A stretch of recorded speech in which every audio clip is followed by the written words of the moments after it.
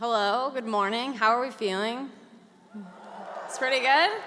That's not too bad, actually. You're definitely still awake. President Aoun, members of the board, faculty, staff, and of course, all of you graduates. It is an honor to be with you this morning to celebrate this milestone, this kind of huge achievement. For you graduates, it's going to be the accumulation of several years of hard work. For your parents, it's a celebration of work that's been put in for your whole lives, maybe even from before your lives. So I know you've thanked them already, but I'm going to have you thank them again, but I have a request. All the flags have to wave because they're really beautiful.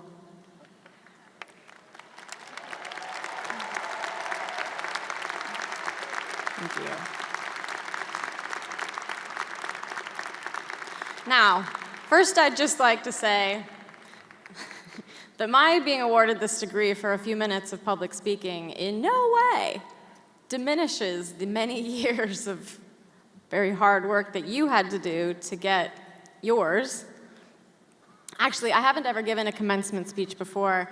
In fact, this is the largest crowd that I've ever spoken to by probably about 10 times.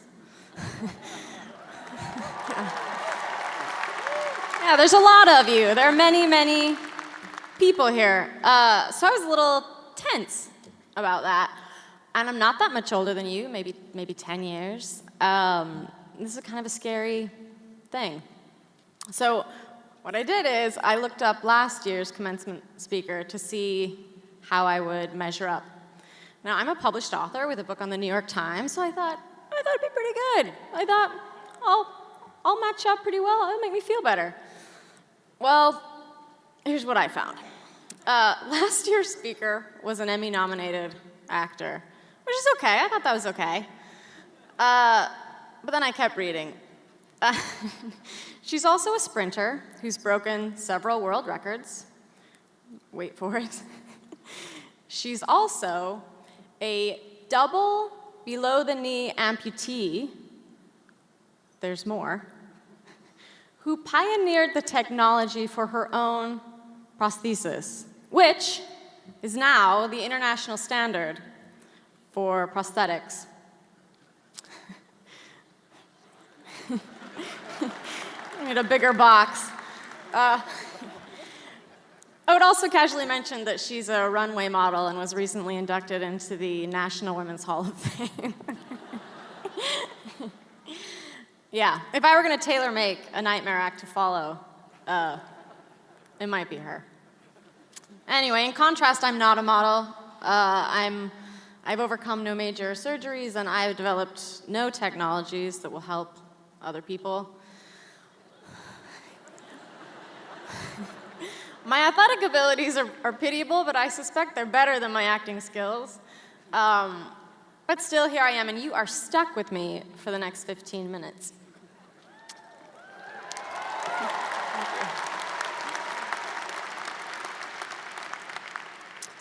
So looking out at all of you graduates in your caps and your gowns, I'm reminded of my own graduation.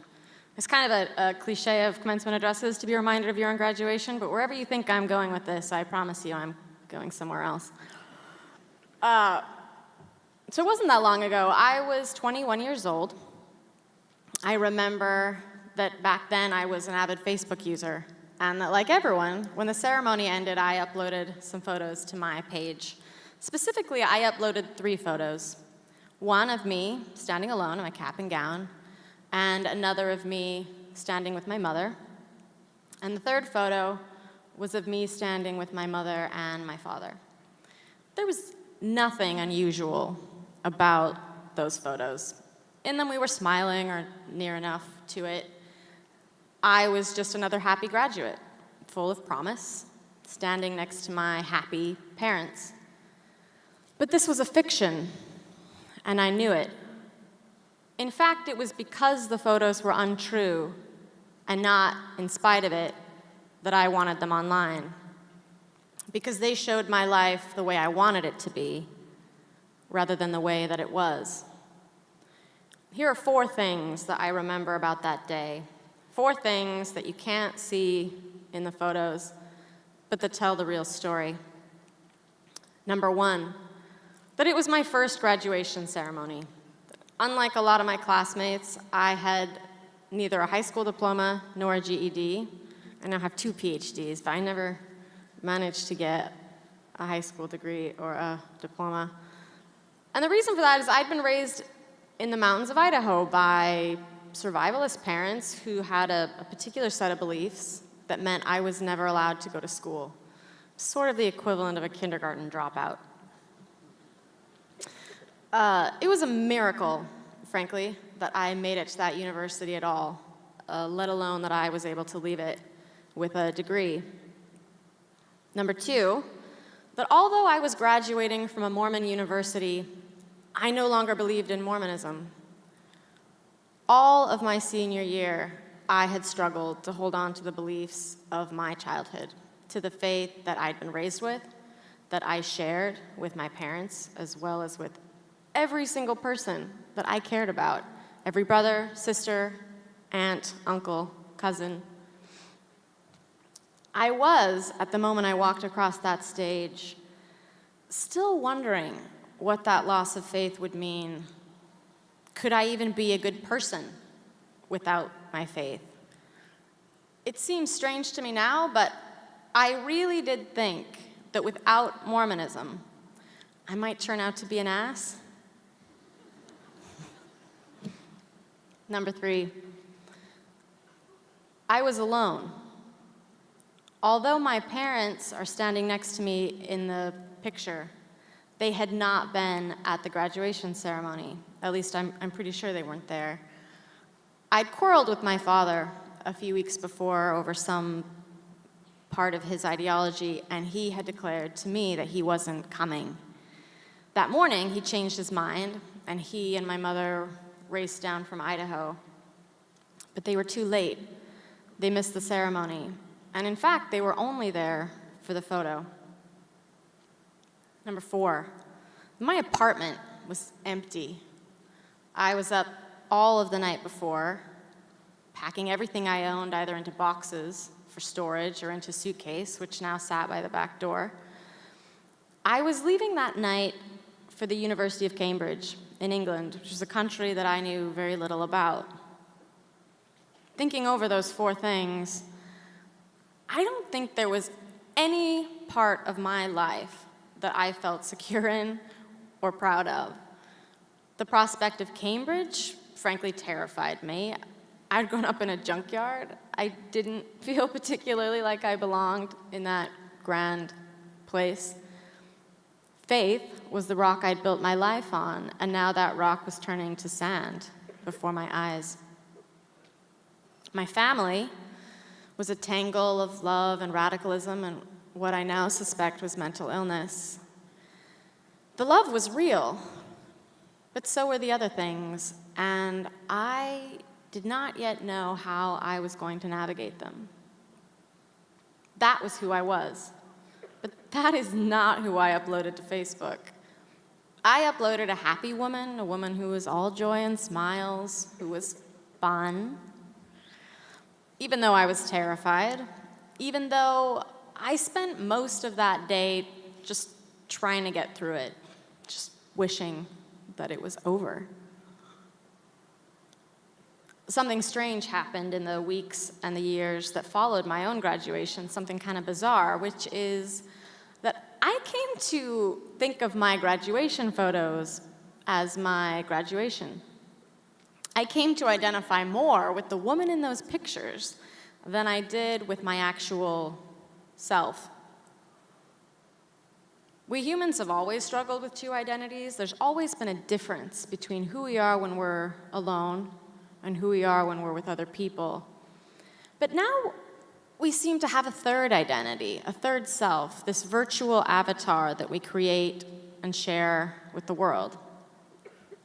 For most people, sharing themselves online, what that means is putting up a carefully curated identity that exaggerates some qualities while repressing others that they've decided are undesirable. Online, no one has acne or dark circles or a temper. No one washes dishes or does laundry or scrubs toilets. Mostly we brunch. It's mostly what we do. And we take exotic, rarefied vacations. We pet sea turtles. We throw ourselves from airplanes. They're beautiful, unblemished lives. But sometimes I think that when we deny what is worst about ourselves, we also deny what is best. We repress our ignorance, and thus we deny our capacity to learn. We repress our faults, and thus we deny our capacity to change. We forget that it is our flawed human self, not our avatar, who creates things and reconsiders and forgives and shows mercy. But ultimately, I think the real problem, as the writer Zadie Smith has pointed out, is that sharing a self is not the same thing as having a self. Your avatar isn't real. It's a projection. It's not terribly far from a lie. And like most lies that we tell, the real danger isn't that others will believe it, but that we will come to believe it ourselves.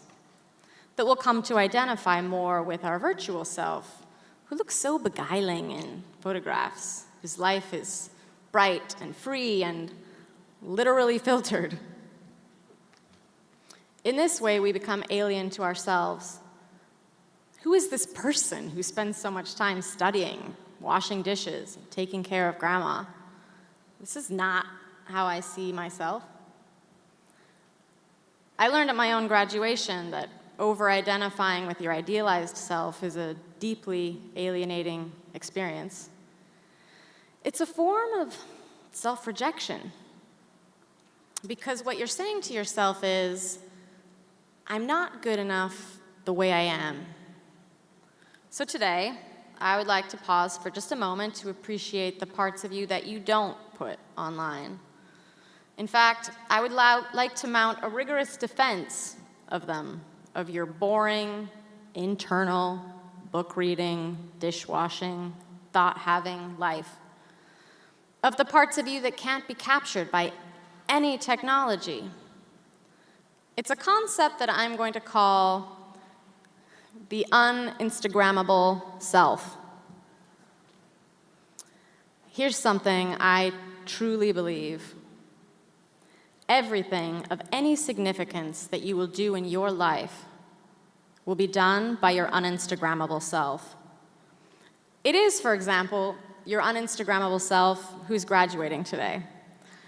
I say that with confidence because I have yet to see a Facebook or Instagram account which is devoted to photos of someone studying, or attending lectures, or writing essays. There's probably one, but there's one of everything. All of the most substantive experiences that you will have in your life will be had by the boorish slob you try to edit out of existence. The you who falls in love at your dingy entry-level job will not be the glamorous and airbrushed you who will appear in your wedding photos.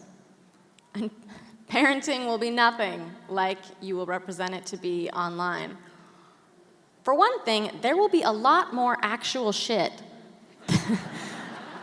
than you will ever post on Instagram. There will be sleep deprivation and petty standoffs and moments of self-doubt.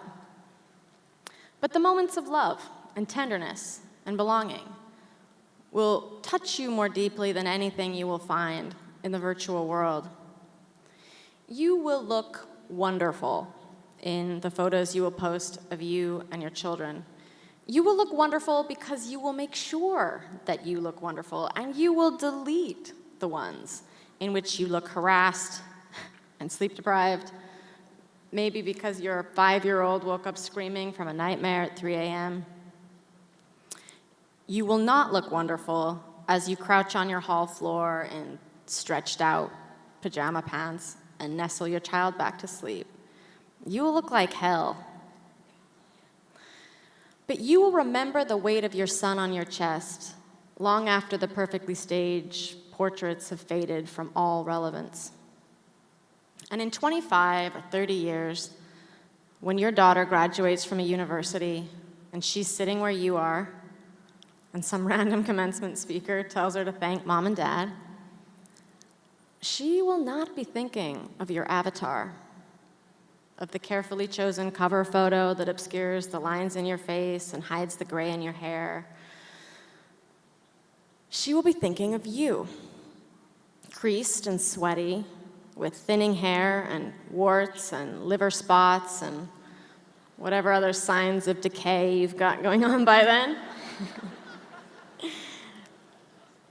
So, class of 2019, march up here and claim your degree, and give the camera your absolute best smile.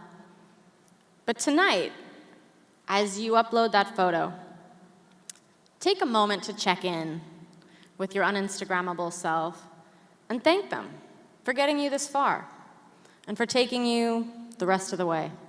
Thank you.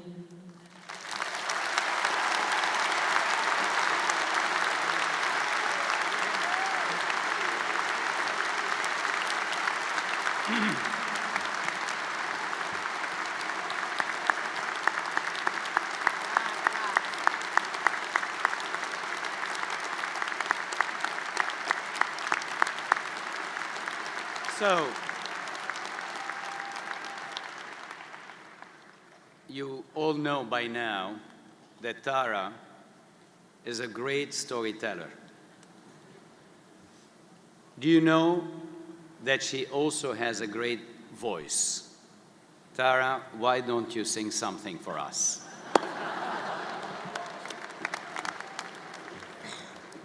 Nothing like a cappella in front of how many people? 20,000, I've been reassured. It's cool, it's totally fine. I'm gonna pick a random key and hope it ends well. I might change it halfway through. Oh, I also sing hymns. It's a weird hang-up. I already told you all, I'm not Mormon anymore, but whenever I have to sing in public, I revert to childhood, and this is childhood for me. So you're all gonna have that experience. O Lord my God, when I in awesome wonder consider all the worlds thy hands have made,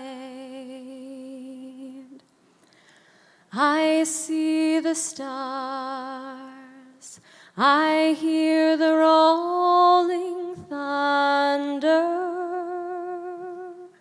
thy power throughout the universe displays. Then sings my soul,